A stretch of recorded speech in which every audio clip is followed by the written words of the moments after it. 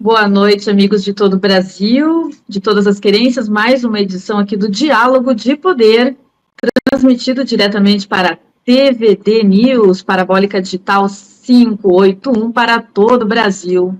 E gratidão também aos amigos da TV Aberta no Paraná, Ivaiporã 14.1, Pato Branco 44.1, Guarapuava 19.1. E também para o canal do nosso querido mestre Silvio Navarro, no YouTube. Amigos, eu, Karina Belomé, direto do Rio Grande do Sul, estou aqui com a minha amiga irmã Camila Ábido. Boa noite.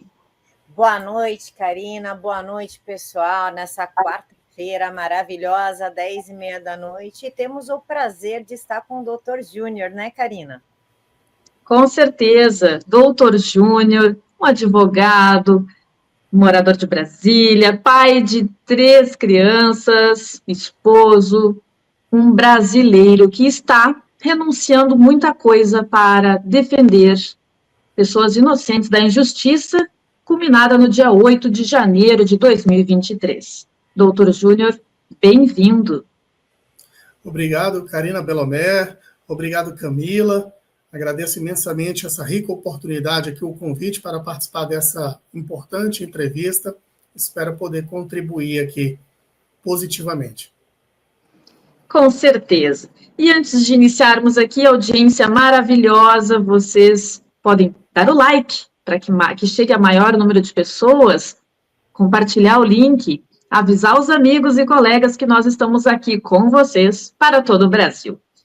Bom, doutor Júnior, Camila, audiência, em 2017, um movimento de esquerdistas do Ocupa Brasília se reuniram aí com mais de 45 mil pessoas de todo o país, em nome de sindicatos, movimentos dos vermelhos. A manifestação, que não é manifestação, virou num ato de terrorismo, de fato, tumulto e quebradeira. Então, sabemos que nunca ninguém foi sentenciado, investigado, preso, ou, enfim, posto em campo de concentração. Nenhum ônibus chegou ali e cercou com a Polícia Federal, a Polícia do Distrito Federal.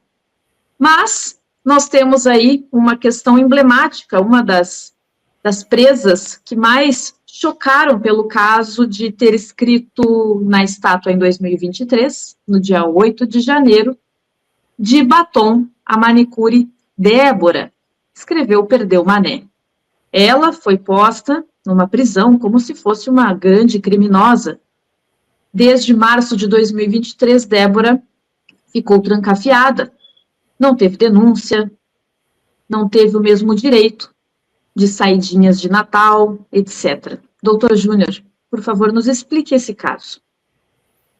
Caso um tanto quanto emblemático, né, Karina? Caso da Débora. Foi presa em março, permanece presa até hoje. Nós estamos em fevereiro de 2024 e Débora não teve o direito de recorrer em liberdade, passou mais de um ano sem o processo ser formalizado, sem uma denúncia real, já está há 23 meses presa, sem que haja um justo julgamento, sem que todos os pedidos que a defesa tenha feito, todos absolutamente foram, infelizmente, negados.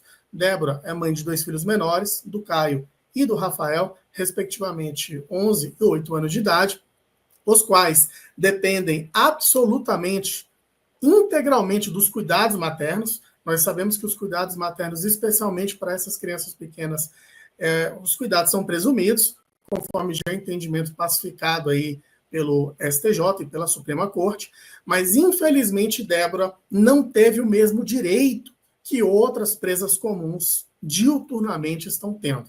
Ela permanece presa em Rio Claro há quase 2 anos, sem um justo julgamento, sem um justo juízo. Particularmente até entendo que está com cadeia vencida, se tivesse uma condenação, na pior das hipóteses, similares àquelas dos outros manifestantes, que chegaram a pegar de 17 anos, conforme a lei de execuções penais, mães de menores em 1/8 teria uma progressão, ou seja, ela nem deveria estar presa. Lamentavelmente, Débora ainda não foi julgada, ainda aguarda o julgamento e passa aí uma prisão preventiva de praticamente 2 anos sem ter um justo julgamento. Eu entendo que há um excesso aí de prisão, há um tempo exacerbado aí para análise do processo. Particularmente, eu entendo que há excessos aí na prisão preventiva. Os crimes relacionados a Débora, assim como aos demais manifestantes, são crimes de abolição violenta do Estado Democrático de Direito, golpe de Estado, deterioração ao patrimônio público, deterioração ao patrimônio tombado, associação criminosa, tantos outros crimes que a pena aí ultrapassaria 30 anos de prisão. Lamentavelmente, Débora ainda aguarda o julgamento e a defesa espera que os nossos pedidos sejam pelo menos analisados, que os nossos pedidos sejam pelo menos apreciados. O que a defesa busca é que Débora tenha, no mínimo, o direito, sim, à ampla defesa e ao contraditório.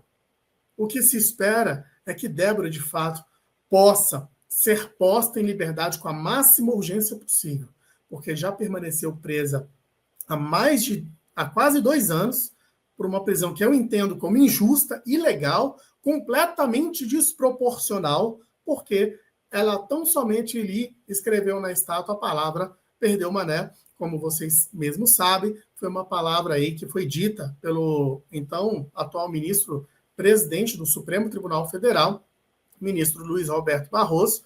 Ela escreveu essa frase, uma infelicidade, ela até se arrepende de ter escrito essa frase, mas a bem da verdade, ela paga aí por uma condenação que provavelmente vai vir, né, sem que tenha aí um justo juízo, no meu entender, sem o direito de ser julgada na primeira instância, sem o direito de recorrer, sem o direito do devido processo legal, ferindo de morte o que está preconizado ali na Constituição Federal, que é o direito à ampla defesa e o direito ao contraditório. Infelizmente, Débora não teve e não está tendo nesse devido processo legal. É muito triste tudo isso, saber que uma mãe de filhos menores não tem o mesmo direito de outras mães e ainda permanece presa sem previsão da solução ou do julgamento do seu processo.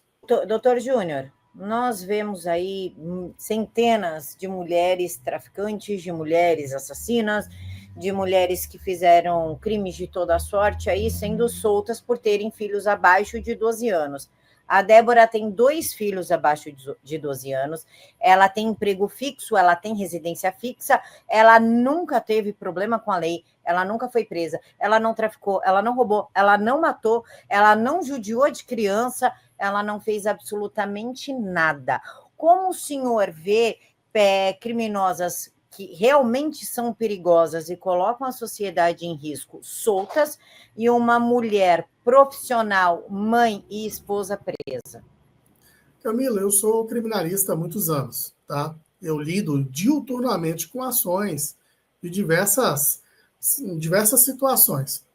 E o que eu vejo nesse caso da Débora, assim como no caso dos outros réus do 8 de janeiro, é que isso não se trata de uma prisão jurídica. É uma prisão política. Pura perversidade é deixar uma mulher, mãe de crianças menores, presas sem um justo juízo, sem direito de defesa, sem direito ao devido processo legal. Com a possibilidade de pegar uma pena aí tão grande, maior aí do que a Elise Matsunaga, que matou e esquartejou seu marido. O que nós vemos aí nos casos similares do 8 de janeiro? Mulheres e homens que foram presos naquele dia pegando penas de 17 anos de prisão de regime fechado. E ainda que se a Débora pegasse essa pena que foi máxima, dada aos demais manifestantes, eu ainda assim entendo que ela já estaria com a cadeia vencida. Porque se você fizer um rápido cálculo aí de progressão de pena, mães de filhos menores, quando estão presas, têm o direito na progressão de 1/8 da pena. Débora já está com a cadeia vencida. Ou seja, nem deveria estar presa tanto tempo, nem deveria ter sido presa, por ter escrito ali na estátua, no meu entender, é uma prisão completamente absurda. Presas comuns recebem esses benefícios diuturnamente. Nós vemos aí todos os dias o Poder Judiciário soltando mulheres que têm filhos menores. Recentemente, o ministro Gilmar Mendes enfatizou essa jurisprudência para que as mães que têm filhos menores de fato sejam soltas. que seja reapreciado toda essa situação, que seja analisado cada caso concreto, e para o caso que está tão ali, próximo aos mesmos ministros, eles não permitem com que a jurisprudência proferida por eles mesmos seja cumprida, o que é um completo absurdo.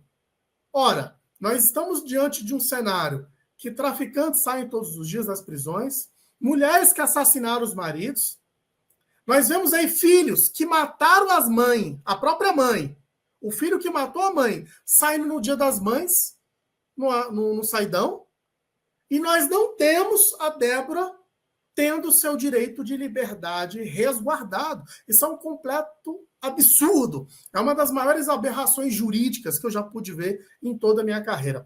Lamentavelmente, Débora permanece presa, não é por uma prisão jurídica, é uma prisão política, antijurídica e completamente ilegal. Estou, sim, lutando pela defesa da Débora, já entramos com um novo pedido de liberdade, lutaremos com todas as forças até que a Débora, de fato, seja definitivamente posta em liberdade. Nós não iremos retroceder e nem nos acovardar. Perfeito, doutor. Realmente é um dos casos emblemáticos dentre tantos, né? Quantos presos ainda existem e quantos casos o senhor tem em mãos? E se algum deles o senhor conseguiu dizer assim, vencemos, conseguimos libertar esta pessoa? Boa pergunta. Eu tenho mais de 100 casos, né, dos réus do 8 de janeiro, eu atuei para mais de 100 réus. A grande maioria desses casos que foram presos no dia 9 de janeiro, grande parte, ou talvez aí um considerável número de réus fizeram o acordo de não persecução penal e não foram condenados, né? Concordaram ali com a cesta básica, serviço comunitário, e assim decidiram colocar fim ao seu processo.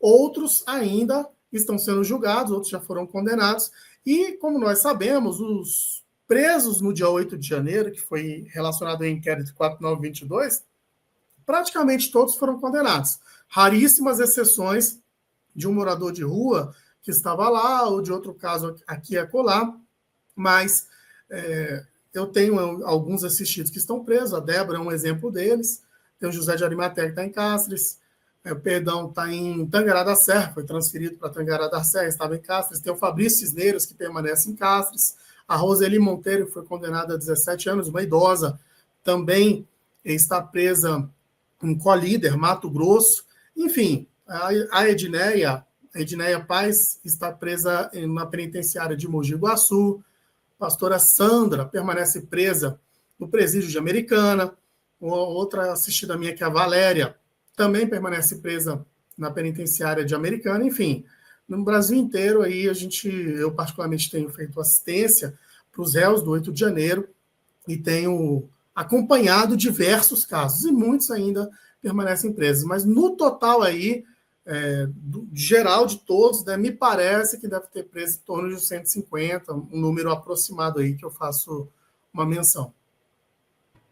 Doutor, o senhor falou do acordo. Esse acordo é aquele das aulinhas de democracia, onde diz que o bigodinho da Alemanha é de direita, o que é de fato democracia, aquela lavagem cerebral aos moldes dos campos de reeducação da China. Como advogado, como o senhor vê essa obrigação de assinar uma confissão de crime que não cometeu e ainda frequentar uma aula com claros moldes de lavagem cerebral?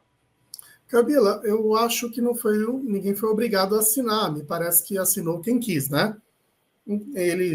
A decisão de fazer a NPP é do próprio réu, claro que não de todos, mas daqueles que foram presos no dia 9 de janeiro relacionados ao inquérito 4921. A decisão é deles. Olha, quero colocar fim, eu vou assinar, eu vou fazer esse acordo, eu prefiro acabar com isso e tal. Eu, particularmente, acho que as regras estabelecidas pela Procuradoria-Geral da República foram também exageradas, particularmente falando. Muitos pagaram multa de R$5.000, teve que realizar esse curso da democracia, serviços comunitários, ou seja, tiveram aí uma série de restrições aí, tiveram uma série de medidas cautelares a serem cumpridas, que eu achei um tanto quanto exacerbadas, sim. Acho um absurdo, né, a forma dessa aula, querendo ensinar o que é democracia, da forma da didática do que é ensinado nessas aulas, mas eu também tenho que respeitar, né, a decisão daquele réu que está passando por uma situação dessa, que quer fazer o acordo. Eu não posso proibi-lo, também eu não posso obrigá-lo, nem incentivá-lo. A decisão é deles, né? Como eu advogo para uma quantidade de réus significativamente grande, então é lógico que eu tive muitos que fizeram a NPP e também tenho muitos que não quiseram fazer a NPP. Perfeito, doutor. Realmente é um tabu isso aí, né? Porque parece que esse método já existiu em outras épocas, em regimes totalitários na história, que a pessoa tinha que assinar um acordo se comprometendo com uma culpa que não cometeu, assim como grandes personalidades da direita, da resistência, foram pegos pelos regimes comunistas. Doutor Camila, audiência, no dia 9 de janeiro, o povo acreditava ainda nas Forças Armadas. Fizeram aquele cordão lá, isolaram a população e colocaram em ônibus mentindo que seriam levados para um outro local para poder ir embora. E não, foram parar num campo de concentração, num ginásio da Polícia Federal em Brasília. Como foi esse momento? O senhor sabe dos relatos? De fato, faleceu alguém lá dentro? Tinha criança, tinha até cachorrinho? Por favor, nos fale como foi isso. É lamentável, eu tive um dissabor de presenciar essas cenas. Por outro lado, eu tive a missão de estar ali ao lado deles para poder acompanhá-los, né? Foi muito triste ver essa quantidade de pessoas sendo enganadas, colocadas dentro de ônibus. Elas foram colocadas dentro dos ônibus com a informação de que iriam embora. Entra nos ônibus, vocês sairão daqui com segurança. E, na verdade, eles estavam sendo presos, levados para um campo de concentração para serem torturados de forma física e psicológica. Eu estive lá, eu vi. Ficaram sem alimentação uma grande parte do tempo, não tinha banheiros adequados, higiene, não tinha mínimas condições. Pais foram levados juntamente com seus filhos. Eu tenho assistido que, inclusive, ele foi preso junto com a cachorrinha dele, né? Esse meu assistido, ele acabou sendo preso lá no dia 9 de janeiro e a cachorrinha, ela saiu com a doutora Bruna, que é uma advogada que trabalhou conosco, né, na nossa equipe, na força-tarefa que nós montamos para poder atender aquela grande demanda que nós tivemos. E, infelizmente, prenderam criança, prenderam cachorrinhos, prenderam idosos, sabe? E foi muito triste tudo que aconteceu. Eu vi quando o homem, né, uma ideação suicida, se autolesionou, enfim. Eu vi uma cena, assim, muito lamentável. Eu não posso confirmar para vocês sobre a morte de alguém, porque eu não vi, tá? Eu não tenho essa informação para passar para vocês. Mas o cenário que eu vi foi um cenário desolador. Eu via pessoas sendo atendidas pelos médicos, era de 1 em 1 minuto. Havia uma equipe médica, saia correndo no meio do povo, pegava alguém, levava para atendimento. Quando pensava que não, já vinha outra equipe de atendimento médico do SAMU, dos bombeiros. Era o tempo todo gente sendo resgatada no meio da multidão, sendo levada para ser atendida. Ou seja, um clima de caos, um completo absurdo. Como se tivesse montado ali o verdadeiro campo de concentração para torturarem aquelas pessoas física e psicologicamente. E o mais lamentável, que elas não podiam sair daquele lugar, não podiam sequer pedir uma alimentação de fora, né? Tinham que ficar com fome ali esperando a boa vontade deles, ou quando eles poderiam alimentar aquelas pessoas. Infelizmente, foi uma cena de tortura muito triste que eu visualizei ali. Eu me lembro que eu estava lá, eles começaram a chamar as pessoas acima de 80 anos. E depois abaixou acima de 70, depois acima de 60, e foram chamando assim por questão da idade, questão de comorbidades, enfim. Foi muito lamentável. Me parece que foram presas mais de 2.075 pessoas no dia 8 e 9 de janeiro, e nesse dia 9 foram liberadas 745, segundo os dados oficiais da própria Suprema Corte, né? Pessoas que estavam com problemas mais graves. Mas o tratamento que foi dado para eles ali foi um completo absurdo. Os delegados já chegavam com formulários prontos, não tinha ali o poder do indiciamento, o delegado de montar ali, analisar cada caso concreto, e realizar o indiciamento, o que aquela pessoa fez. Já haviam notas de culpas totalmente formuladas, totalmente prontas para as pessoas assinarem, ou seja, um clima de completo caos, um clima de um absurdo jurídico, prender tantas pessoas. Eu vejo que claramente foi a maior prisão política da história recente do Brasil. É um cenário bizarro, completamente inaceitável, tudo aquilo que nós vivenciamos ali. Um absurdo. Doutor Júnior, o senhor, com justa razão, falou que é a maior prisão política que já se viu na história do país. E por conta disso, o esperado é que a mídia, seja a mídia estatizada, como a gente chama, a velha mídia, ou a mídia independente, tivesse cobrindo tudo o que está acontecendo e não está. A mídia que mais é ativa nesse assunto é a Revista Oeste, tanto no Sem Filtro, né, o programa do YouTube, como no site, e a Gazeta do Povo também faz ali uma cobertura não tão extensa como a Oeste, mas também faz. Como o senhor vê essa omissão de um fato tão chocante vindo da grande mídia? O que aconteceu, Camila? No dia 8 de janeiro, na hora que nós entramos ali, eles deixaram a mídia do lado de fora, para começo de história. A mídia não podia entrar. Só poderiam entrar ali, né, ali no complexo da Polícia Civil do Distrito Federal, onde fica o IML, só advogados. Imediatamente eu entrei e comecei a registrar algumas cenas que eu já achei assim um absurdo, aquelas pessoas sendo tratadas daquela maneira. Estavam presas, amarradas com uma espécie de enforca-gatos, não eram algemas, sabe? Aparentemente tinham muitos idosos, pessoas mais velhas, pessoas mais novas, estavam calmas, tranquilas, né? Uma quantidade de policiais assim muito grande, e deixaram a mídia de fora. Então, a mídia, nesse cenário lá dentro, pelo que eu vi, ela não pode entrar para poder filmar, para poder acompanhar. Eles só ficaram reproduzindo as próprias narrativas que eram proferidas por alguns ministros da Suprema Corte. E alguns ministros já os chamavam de terroristas. Ou seja, sem o devido processo legal. No Brasil, você mata alguém, a câmera filma, a mídia fala que é suposto assassino. No Brasil, você vê alguém roubando, assaltando, está gravado, é suposto assaltante. Mas lá no 8 de janeiro, não. Independentemente da pessoa ter vandalizado ou não, e muitos ali que foram presos, a grande maioria não vandalizaram, né? Quer dizer, até hoje eu estou procurando os vândalos, tá? Se vocês acharem, vocês me avisam. Os vândalos que foram presos, processados e condenados. Até agora, parece que só o rapaz lá do relógio, eu não vi, tá? Dentre os meus assistidos aqui, não tem. Eles pegaram todo mundo na bolha, jogaram dentro da prisão sem o devido processo legal, sem direito de defesa, sem o direito de acesso para que o advogado fale com o magistrado, o que é totalmente contrário ao que está preconizado no Estatuto da Advocacia, sem direito de sustentação oral, sem direito de defesa, sem direito de acesso às câmeras. Muitos casos ali, a gente até mesmo não tem direito de acesso aos autos. Eu tenho assistido que foi preso no dia 28 de dezembro de 22. E você me pergunta, Karina, por que ele está preso?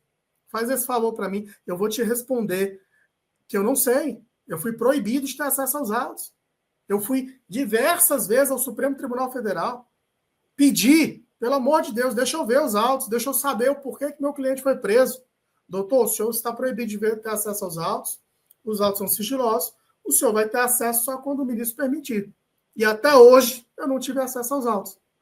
Eu, sendo advogado de defesa, velando pela Constituição, que determina, que autoriza, que legitima a ampla defesa do contraditório, não ter o direito de acesso aos autos, como que eu posso achar isso normal? Como que eu posso me conformar? Pessoas idosas, igual um assistido meu que está com câncer, o William, por exemplo, que foi proibido de fazer o tratamento dentro do presídio, que foi bloqueado 100% do salário dele por 2 vezes. Bloqueou, a gente entrou com requerimento de desbloqueio, desbloqueou no meio do tratamento da quimioterapia, bloqueou de novo. E aí a gente conseguiu um novo desbloqueio. Ou seja, o que nós vemos aqui numa situação dessa é uma prisão antijurídica, completamente política. E o que eu vi, o que eu vejo aí, para concluir minha fala? O papel da grande mídia é se aliar com as narrativas faladas aí pela esquerda, exatamente para que haja um assassinato da reputação desses manifestantes que foram presos no 8 de janeiro, sem se atentar aos fatos, sem analisar quem vandalizou, sem individualizar a conduta daquele que é inocente, sem analisar o devido processo legal, porque realmente eu estou até hoje, Karina, me perguntando aonde foram parar as imagens, né? Por que não permite aos advogados terem acesso às imagens para defender os seus assistidos? Como condenar a pessoa sendo que você não oportuniza aos seus próprios defensores o direito à ampla defesa e contraditório? Isso é um completo absurdo. Isso é um completo absurdo. O que nós percebemos é que todos os réus do 8 de janeiro foram tratados com hostilidade pelo governo, pela grande mídia, que muitas delas são completamente financiadas aí pelo governo, para que fizesse aí, na verdade, uma pressão, uma comoção social, para ficar contra os manifestantes, inclusive aqueles que não praticaram qualquer ato de vandalismo. Pelo contrário, eu tenho assistidos aqui que foram presos que são 100%, 1000% contra os atos de vandalismo. Mas as provas no processo, as provas que nós juntamos, elas sequer, infelizmente, não foram sequer apreciadas. O que vemos aí é uma grande mobilização da grande mídia para que haja um assassinato da reputação desses manifestantes, para trazer aí a população, trazer uma comoção social contrária à soltura deles, contrária à anistia, contrárias à eventual redução de pena, contrários a tudo aquilo que nós esperamos que eles tenham, no mínimo, um tratamento digno. Esses manifestantes, eles não só foram presos sem o devido processo legal, eles foram jogados dentro de uma prisão que eu conheço muito bem, que eu visito desde os 18 anos de idade. Se puxarem meus registros, verão que eu conheço muito bem o estabelecimento prisional da Papuda. Eles jogaram essas pessoas lá dentro numa situação de extrema superlotação, sem alimentação adequada, sem banheiros, pessoas sem atendimento médico, sem atendimento odontológico. Pessoas foram literalmente torturadas ali. E isso é um completo absurdo. Isso nós não podemos admitir, não podemos permitir. Enquanto o advogado for e circular no meu sangue, o sangue OAB positivo, eu vou permanecer lutando pela inocência dessas pessoas e pela reparação histórica que o Brasil deve aí contra todos esses que foram injustamente condenados, injustamente presos e injustamente jogados atrás das grades. Não são criminosos, não são bandidos, foram tratados pior do que bandido, sem o devido processo legal, e merecem sim, ao meu ver, uma justa e imensa reparação do Estado. É o mínimo. Doutora Júnior, a súmula número 140 do STJ diz que, para julgar índios, somente a Justiça Comum Estadual pode fazer. Nós temos, então, um cacique da etnia Chavante, que foi preso no dia 12 de dezembro, pouco antes, por óbvio, do 8 de janeiro, por falar, por se expressar, por movimentar uma multidão de pessoas indígenas e não indígenas propriamente ditas, mas todo mundo aqui deve ter um pouquinho de sangue indígena. E ele sofreu um sequestro na frente do hotel em que estava saindo, teve agressão, foi preso, depois ele ficou meses encarcerado, hoje ele está preso na Argentina. Essa situação do índio Sererê, dessas pessoas todas, sem prova nenhuma, sem nenhum tipo de processo que defina que realmente houve ali alguma culpa, o senhor acha que isso vai ficar por muito mais tempo ou alguma coisa poderá acontecer nesse meio tempo? E como ficaria o caso de um indígena como esse? Sem solução ou haverá ainda alguma solução? É um completo absurdo. Todas essas pessoas sendo processadas pela Suprema Corte, sem um juiz natural, sem o direito de ter o seu processo ali na Justiça Estadual, sem direito de recurso. Elas não têm o foro privilegiado, são cidadão comum. O que nós vemos são pessoas comuns, tá? pessoas que não deveriam responder o processo na Suprema Corte jamais. A súmula 140, ela preconiza que compete à Justiça Comum Estadual processar e julgar crime que o indígena figure como autor ou como vítima. Isso não ocorreu no caso do Sererê e não ocorreu em nenhum caso dos diversos outros índios que responderam o processo ali também e ainda respondem processo na Suprema Corte. Lamentavelmente, o que nós vemos aí é que todas essas súmulas, por exemplo, entendimento jurisprudencial que fala que as mães que têm filhos menores de 12 anos terão o direito de responder em liberdade. Eles ignoraram completamente as súmulas para aplicar uma prisão exacerbada, né? Ou seja, todo o entendimento jurisprudencial que eles mesmos criaram, que eles mesmos adotaram, que o próprio judiciário brasileiro tem acomodado ali como uma jurisprudência pacificada, consolidada, entendimento majoritário, não são aplicados nesses casos. Esquece. Por que não são aplicados? É esse o grande questionamento. Porque quando as defesas são feitas, quando os advogados entram com os recursos, não há uma justificativa plausível. Pessoas que não têm o foro privilegiado sendo julgadas em última instância. Por que o Lula, que foi condenado em primeira instância, teve direito de recurso? E essas pessoas não têm o direito de recurso? Por que diversos outros foram julgados em primeira instância? E essas pessoas não têm o acesso ao devido processo legal? O que me convence, particularmente, Karina, é que isso se trata de uma prisão política e não jurídica. Não é uma prisão normal. Não é uma prisão que nós, enquanto advogados, entramos com um pedido ali de uma análise de jurisprudência feitas pela própria casa, pelo próprio tribunal que nós estamos ali atuando. E não temos sequer apreciado os nossos pedidos. Não temos sequer o direito de falar ali no gabinete, falar com o julgador, falar com o magistrado, conversar em casos extremos. Claro que o advogado, segundo o Estatuto da Advocacia, ele tem o direito, ou melhor, deveria ter o direito de falar, mas não teve, nós não tivemos esse direito. Vocês bem mesmo sabem que foi proibido, os advogados foram proibidos de fazer sustentações orais presenciais. Ou seja, como que eu posso defender? Como que eu posso defender meu assistido de forma correta, de forma coesa, de forma coerente, sem ter acesso aos autos? Como que eu posso acreditar que esse julgamento está sendo realizado de uma lisura, com o devido processo legal, sendo que os nossos pedidos não são apreciados? Sendo que o caso da Débora, por exemplo, ela passou 1 ano sem denúncia. Ela passou 1 ano sem denúncia. Ela está há 2 anos sem ser julgada. Isso é normal? Como que eu posso aceitar uma situação dessa? Como que eu posso falar para os filhos da Débora, por exemplo, que é um caso que vocês conhecem bem, mas também assisto a Edneia, que tem uma filha de 10 anos de idade.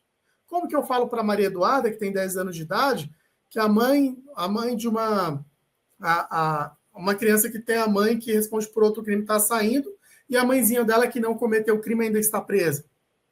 Como que eu falo para minha cliente Jaqueline Jimenez, que está presa em Juiz de Fora, que tem 2 filhos, o Samuel e a Isabela, também, respectivamente, de 7 e 11 anos de idade, que a mãezinha deles não vai sair? E detalhe, Jaqueline Jimenez teve câncer maligno na tireoide, tem laudo, tem biópsia, tem cirurgia, tem tudo.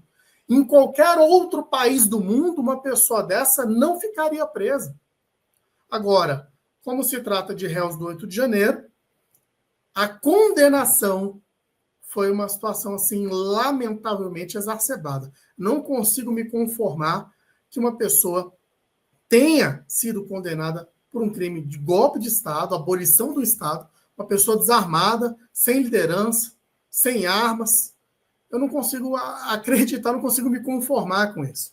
Mas enquanto tiver fôlego de vida, eu estarei lutando pela liberdade dessas minhas assistidas e de todos os meus assistidos. Nós não podemos desistir, não podemos retroceder. Continuo, já entrei com o pedido de liberdade da Edneia, já entrei com o pedido de liberdade da Jaqueline, já entrei com outro pedido de liberdade da Débora e continuaremos lutando com todas as nossas forças até que essas pessoas definitivamente sejam postas em liberdade. Enquanto não houver uma mínima reparação, nós não vamos concordar com prisões políticas por pura perversidade.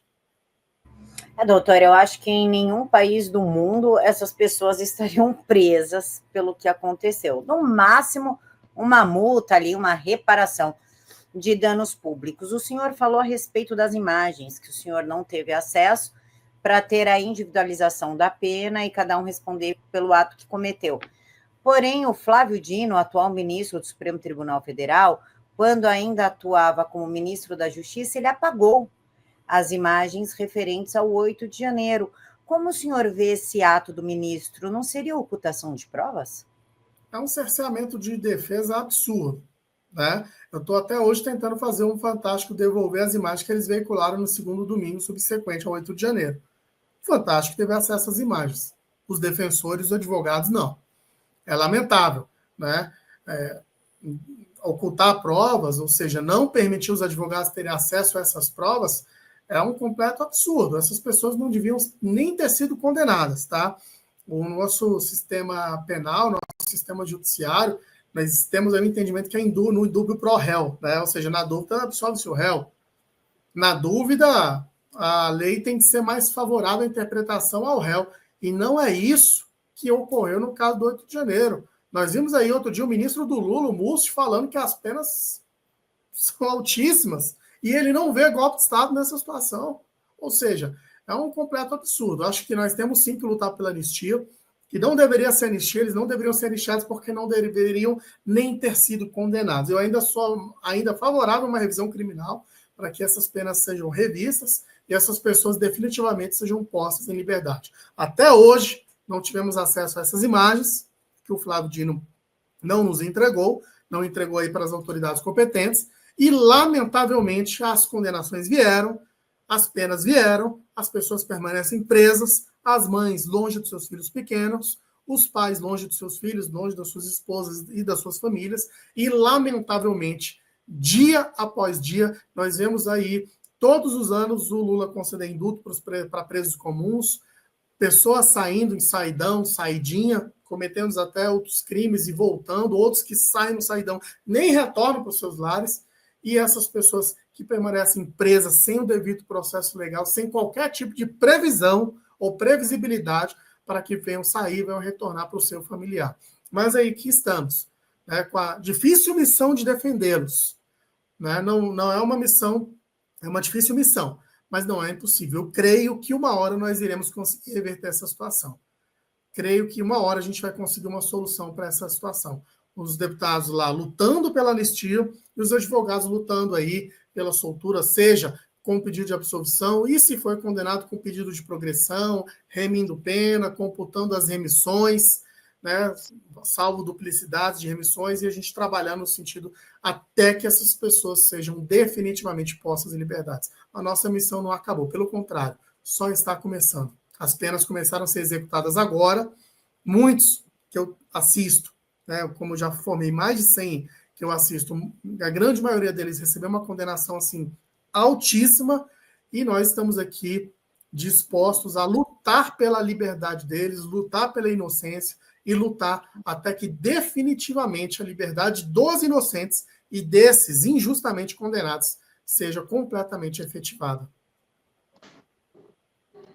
Assim queremos, né, doutor Júnior, assim pensemos, enfim, já chegou a hora de torcer por uma justiça que deveria estar sendo aplicada. Doutor Júnior, enfermos dentro do Papuda, da Colmeia, entre outras prisões aí nos estados afora, eles estão recebendo seu devido tratamento, porque algumas denúncias foram feitas através da Ana Maria Simin, no seu blog, no seu canal burealcom.com, até foi uma de nossas entrevistadas, grande amiga querida, de que nem medicamentos as pessoas estavam recebendo para a saúde mental, para a questão física. Como anda esse processo? É o seguinte, como eu falei para vocês que eu conheço o estabelecimento prisional da Papuda, não é mentira. Sou advogado, trabalho há muitos anos nessa área e faço visitas evangelísticas ali na Papuda desde os 12 anos de idade. Tá? Então é o seguinte, em 2022 a SEAP lançou uma nota dizendo que o presídio da Papuda estava completamente superlotado. Eles teriam que tomar atitudes enérgicas para aliviar essa superlotação do estabelecimento prisional. Basicamente falando, em menos de 2 meses, eles dobraram a população carcerária do Distrito Federal. Colocaram pessoas em condições desumanas, sem alimentação, sem higiene adequada, sem condições mínimas de saúde. Pessoas, sim, permanecem sendo torturadas física e psicologicamente na Papuda. Eu não tenho a menor preocupação em falar isso. Diversas entidades internacionais consideram os presídios brasileiros em condições subhumanas. Eu não tenho nenhum problema para falar nisso. O que eu falo aqui para vocês é uma coisa que eu tenho completa certeza. Essas pessoas estão sendo colocadas e permanecem em presídios que não dão as mínimas condições de atendimento médico, as mínimas condições de atendimento dentário, as mínimas condições de higiene. E o que nós sabemos? O Brasil é signatário dos tratados internacionais, que preconiza que ninguém pode ser tratado em condição desumana. Agora você imagina, um presídio que já estava superlotado, você dobra a população carcerária colocando quase 1.500 pessoas em janeiro, ou seja, é lógico que a situação que já estava caótica anteriormente, ela se agravou bastante. E essas pessoas permanecem presas no estabelecimento prisional completamente precário, onde, né, muitos em Brasília têm a dificuldade da sua família realizar a visita de forma presencial, porque muitos desses presos do 8 de janeiro não moram em Brasília, né, moram em outros estados, ou seja, eles estão longe das suas famílias, sem assistência adequada e, lamentavelmente falando, eles estão passando por uma situação muito delicada. Nós, quanto advogados, fazemos visitas, acompanhamos, levamos recados da família, né, sempre que possível, mas é muito triste nós vemos essa prisão dessa forma e o que essas pessoas estão passando é muito lamentável. Doutor, a Defensoria Pública da União, vou até colocar aqui na tela para ninguém nos acusar de fake news. A Defensoria Pública da União vê crime impossível em casos do 8 do 1. O órgão criticou a PGR e o STF por decisões que levaram pobres e miseráveis para a prisão. Como o senhor vê essa manchete? Exatamente aquilo que nós estávamos falando, sabe, Camila? Se confirma. Né? Se confirma. A Defensoria viu o crime impossível. O que é o crime impossível? No Código Penal, ele se refere a uma tentativa, né? Um crime que seria impossível de ser realizado, ou seja, aquilo que nós falamos, um golpe de Estado praticado por pessoas comuns, com paus e pedras, sem armas, sem liderança, ou seja, é um crime impossível de ser consumado, tá?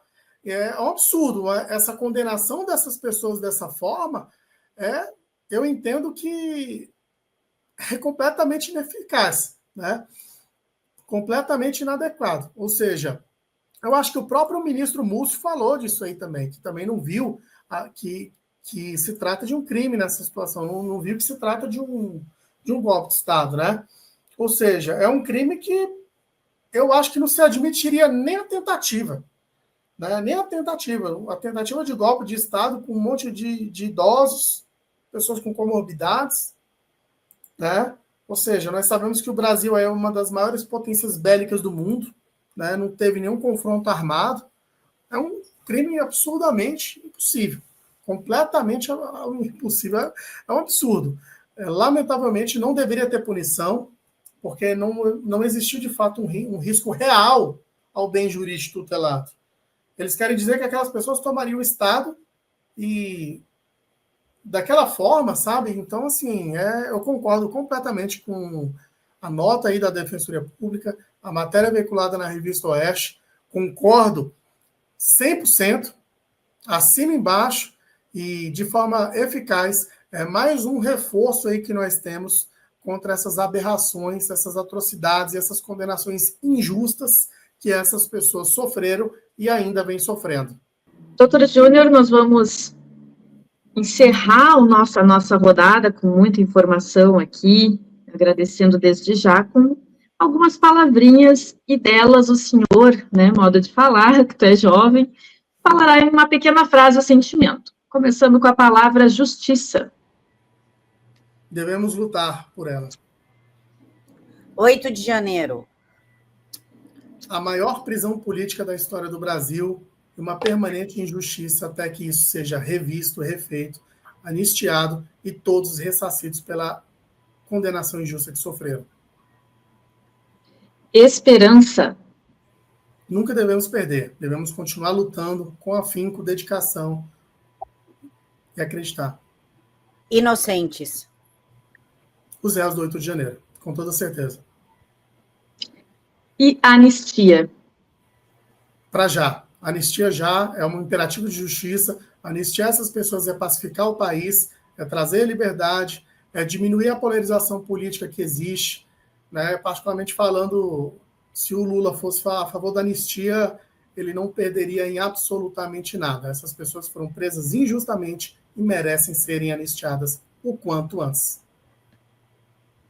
Doutor Júnior, muito obrigada pela atenção do senhor, pela participação, por ter respondido todas as perguntas sem titubear, sem ficar com medo. Isso para a gente é muito importante, porque nos dá a sensação de que finalmente a verdadeira informação vai começar a circular. Agradeço imensamente a disponibilidade do senhor.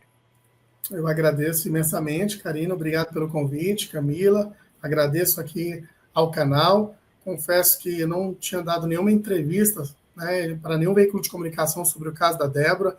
Claro que não poderia ser diferente com o convite de vocês, né? Todos os outros convites eu acabei negando para questões pessoais mesmo, estava muito focado aqui, mas seria impossível negar um convite de vocês. Vocês fazem um trabalho fantástico, parabéns, né? E sempre que precisarem, podem contar comigo.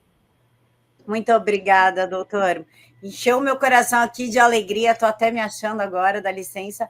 Beijo, Estadão, que vivi colocando meu nome em lista aí. Beijo para você, Folha, que fez o mapeamento ideológico e me enfiou nessa coisa toda. Beijo para vocês. Karina, minha irmã, minha amiga, boa noite, muito obrigada.